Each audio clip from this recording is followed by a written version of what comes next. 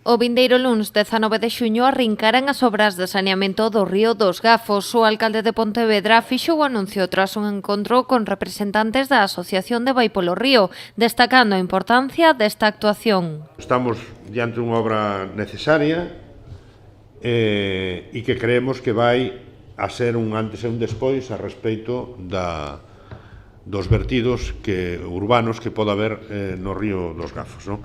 Vamos a facer un seguimento estricto da obra. O proxecto conta cun orzamento de máis de 830.000 euros e inclúese nos convenios por saneamento asinados coa Deputación de Pontevedra. Consiste en facer unha nova canalización de saneamento que impida a entrada de auga nesa rede de saneamento, auga que procede do río. Por tanto, é renovar de maneira total e absoluta a rede de saneamento do Gafos. En concreto, instalaranse máis de 3.300 metros lineais de tubaxe e actuarase nun total de 129 pozos, todo cun prazo de execución de 9 meses. O saneamento do río é o punto para a asociación máis importante.